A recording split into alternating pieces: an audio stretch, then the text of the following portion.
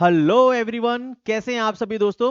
बहुत ही अच्छी न्यूज लेके आया हूं। नॉर्दर्न कोलफील्ड्स लिमिटेड के अंदर इलेक्ट्रिकल, मैकेनिकल और इलेक्ट्रॉनिक्स वालों के लिए परमानेंट जॉब निकली है और इसमें फ्रेशर्स अप्लाई कर सकते हैं। अगर आप डिप्लोमा पास आउट हो या आप बी टेक कर चुके हो, इनमें से कोई भी एक डिग्री अगर आपके पास है तो आप इसमें अप्लाई कर सकते हैं। और वैकेंसीज जो है टोटल 270 के आसपास है। तो चलिए सारी की सारी डिटेल देखते हैं क्या क्या है इस नोटिफिकेशन में। नॉर्दर्न कोलफील्ड लिमिटेड के अंदर ये नोटिफिकेशन आया है दोस्तों, और 9 फरवरी आज ही ये नोटिफिकेशन निकला है गर्मा गर्म। इसमें असिस्टेंट फोरमैन की जॉब है। इससे पहले भी ये नोटिफिकेशन आ चुका है। तो इसमें देखिए, ईएनटी मतलब इलेक्ट्रॉनिक्स वालों के लिए और मैकेनिकल और इलेक्ट्रिकल वालों के लिए जॉब है। अगर आप नहीं देख पा रहे हैं तो देखिए ध्यान से, डिप्लोमा और relevant higher qualification in electronics engineering वाले एलिजिबल है इसके अंदर। डिप्लोमा या हायर क्वालिफिकेशन वाले मैकेनिकल वाले एलिजिबल है मैकेनिकल में, और इलेक्ट्रिकल इंजीनियरिंग वाले इलेक्ट्रिकल में अप्लाई करेंगे।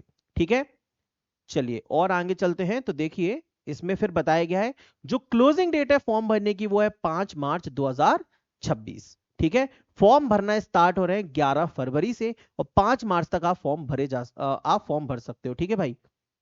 तो देखो, ईएनटी इलेक्ट्रॉनिक्स एंड टेलीकम्युनिकेशन में जो टोटल वैकेंसीज हैं वो कितनी है दोस्तों, 14 वैकेंसीज हैं। जो मैकेनिकल के अंदर टोटल वैकेंसीज है उनको दो डिपार्टमेंट्स में तोड़ा हुआ है, एक्सकेवेशन और इलेक्ट्रिकल मैकेनिकल ई&एम। 87 एक्सकेवेशन में है, 21 ई&एम में है। टोटल 108 वैकेंसी बनती हैं मैकेनिकल वालों के लिए। अब देखो यहाँ पे इलेक्ट्रिकल एंड मैकेनिकल लिखा हुआ है, लेकिन आगे अगर आप देखेंगे तो इसमें सिर्फ और सिर्फ मैकेनिकल वाले ही अप्लाई कर सकते हैं। तो इलेक्ट्रिकल वाले जो हैं वो सिर्फ और सिर्फ इस वैकेंसी के लिए एलिजिबल हैं, जिसमें टोटल 148 वैकेंसी हैं इलेक्ट्रिकल वालों के लिए। तो ये सबसे बढ़िया मौका है इलेक्ट्रिकल डिपार्टमेंट के कैंडिडेट्स के लिए। समझ गए।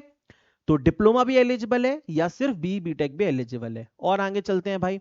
तो देखो, अब इसमें बताया गया है कि आपको डिप्लोमा चाहिए मिनिमम 3 साल का, या फिर हायर क्वालिफिकेशन अगर आपके पास है तो फिर आप इलेक्ट्रॉनिक्स से हो या इलेक्ट्रॉनिक्स एंड कम्युनिकेशन से हो या इलेक्ट्रॉनिक्स एंड टेलीकम्युनिकेशन से हो, सभी एलिजिबल हैं।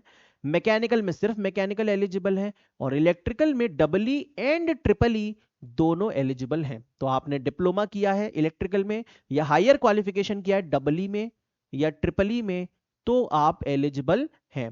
अगर आपका जो डिप्लोमा है या बी टेक है वो इन ब्रांचेस से है तो फिर आप एलिजिबल नहीं हो, ये देख लीजिए।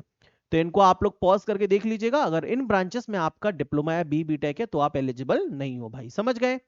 चलो, जो पे स्केल है इसमें वो भी बहुत धांसू है। 47,000 रुपए पर मंथ आपको पहले महीने से मिलने लग जाएगा। ठीक है। ट्रेनिंग पीरियड बताया गया है इसमें 1 साल ईएनटी वालों का और 2-2 साल है मैकेनिकल और इलेक्ट्रिकल का। ठीक है, थोड़ा सा इसको छोटा करते हैं भाई। चलो अब आगे चलते हैं और क्या क्या है। तो यार देखो, इसके अंदर एज लिमिट बताई गई है, बहुत ही बढ़िया एज लिमिट है। 18 से लेके 30 साल की एज लिमिट है इसके अंदर यूआर वालों के लिए। अगर आप SC ST की हो तो 5 साल रिलैक्सेशन मिल जाएगा, ओबीसी से हो तो 3 साल रिलैक्सेशन मिल जाएगा। ठीक है। क्रूशियल डेट जो है वो एज लिमिट की वो 5 मार्च 2026 है, जो फॉर्म भरने की लास्ट डेट है वो। फी की बात करेंगे तो यूआर ओबीसी ईडब्ल्यूएस वालों के लिए टोटल 1180 फीस है, और एससी और एसटी वालों के लिए कोई भी फीस नहीं है। आजकल पता नहीं ये पीएसयूस वाले इतनी ज्यादा फीस क्यों लेने लग गए हैं। चलो अब बात करते हैं भैया सिलेक्शन प्रोसेस की। तो सिलेक्शन प्रोसेस में टोटल 100 क्वेश्चंस आएंगे बेटा, जिसमें 70 क्वेश्चंस टेक के रहेंगे और 30 क्वेश्चन आपके नॉन टेक के रहेंगे। समझ गए। जो टेक्निकल का है उसका भी सिलेबस नीचे दिया हुआ है, और नॉन टेक्निकल में क्या क्या आएगा, जीके, साइंस, रीजनिंग, एप्टीट्यूड, ये 4 चीजें आएंगी। इंग्लिश नहीं आएगा, हिंदी नहीं आएगा। ठीक है, सब कुछ यहाँ पे लिखा हुआ है। सबसे बेहतरीन बात और एक है, वो क्या है, वो है मेरे दोस्त कि no penalty for wrong answer. Negative marking इसके अंदर नहीं है, और 1 मार्क्स सही क्वेश्चन करने पर। टेस्ट सिटीज वगैरह के बारे में बताया गया है, तो फॉर्म भरेंगे तो उस टाइम सिलेक्ट कर पाएंगे। इसके बाद और क्या इंपॉर्टेंट चीजें हैं, तो देखिए फॉर्म भरने की डेट 11 फरवरी से लेके 5 मार्च है, यही इसमें इंपॉर्टेंट है। इसके बाद तो देखिए दोस्तों, इसमें फिर डिटेल सिलेबस दिया हुआ है यहाँ पे आपके रेस्पेक्टिव ब्रांचेस का। ये ईएनटी का सिलेबस है, इस तरीके से सिलेबस दे रखा है। टोटल 14 सब्जेक्ट्स हैं। फिर मैकेनिकल का सिलेबस दिया हुआ है, और फिर दोस्तों इलेक्ट्रिकल का सिलेबस दिया हुआ है, काफी बड़ा सिलेबस है इलेक्ट्रिकल का, मैं देख रहा था तो बहुत कुछ दिया है।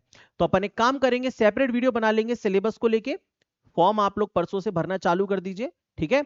और एक सेपरेट वीडियो में इसके सिलेबस की बना दूंगा। इस वीडियो को लाइक करे बिना बिल्कुल ही मत जाइएगा, मैं देखता हूं आप लोग खाए पिए हाथ पहुंचे और निकल लिए, वो वाला हिसाब किताब है। तो ऐसा मत करा करो यार, लाइक कर दिया करो वीडियो को भाई। पूरी की पूरी डिटेल आपको एकदम तरीके से दी जा रही है, तो एक ठेंगा दिखाने में ज्यादा क्या है तुम्हारा। ठीक है भाई, चलिए नेक्स्ट वीडियो में मिलते हैं, इसका पूरा सिलेबस डिस्कस करेंगे।